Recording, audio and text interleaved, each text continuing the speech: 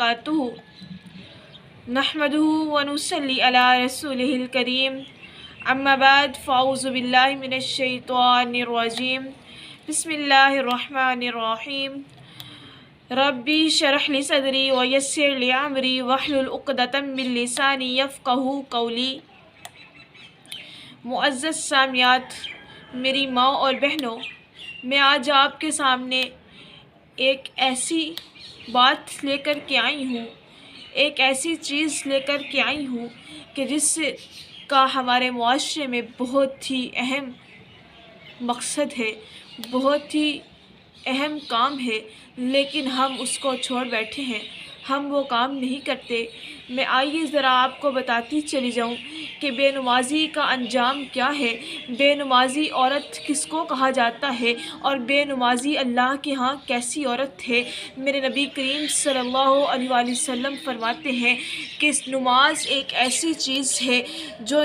اپنے مسلم اور غیر مسلم کے درمیان فرق کر دیتی ہے۔ نماز ایک ایسی چیز ہے جو آنکھوں کی ٹھنڈک ہے، نماز ہمارے دین کا ستون ہے، نماز ایک ایسی چیز ہے کہ قیامت کے دن جس کا سب سے پہلے سوال کیا جائے گا۔ قیامت کے دن ایک عورت کو اللہ بلائیں گے اور کہیں گے کہ جی تم نے نماز کیوں چھوڑ دی؟ وہ کہے گی کہ میرے خاوند اور میرے رشتہ داروں کی وجہ سے، میری فیملی کی غفلت کی وجہ سے میں نے نماز کو چھوڑ دیا۔ میں اپنے خاوند کی نافرمانی نہیں کر سکتی تھی، میں اپنے خاوند کے ڈر کی وجہ سے اس نماز سے غفلت محسوس کرتی رہی اور غفلت برتتی رہی۔ میری عزیز ماں بہنوں، جب اللہ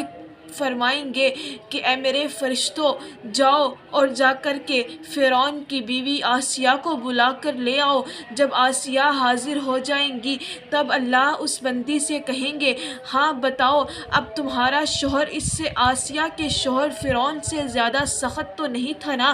جب وہ یہ بات کریں گی تو عورت وہ بندی پریشان اور حیران ہو جائے گی۔ اللہ فرمائیں گے یہ آسیہ کے شوہر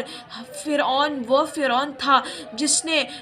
اپنی بیوی پر اتنے ظلم ستم کیے، اتنا ظالم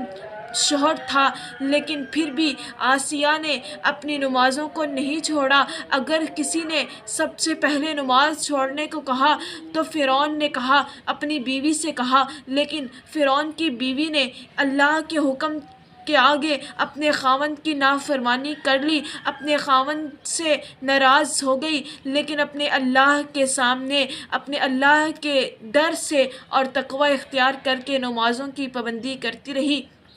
وہ بندی جو کہہ رہی تھی کہ خاوند کی پریشانیاں اور خاوند اپنی فیملی کی مصروفیات میں نماز سے غفلت برتتی رہی، اس سے اللہ فرمائیں گے تو اپنے خاوند کی نافرمانی یا اپنے شوہر کی اپنی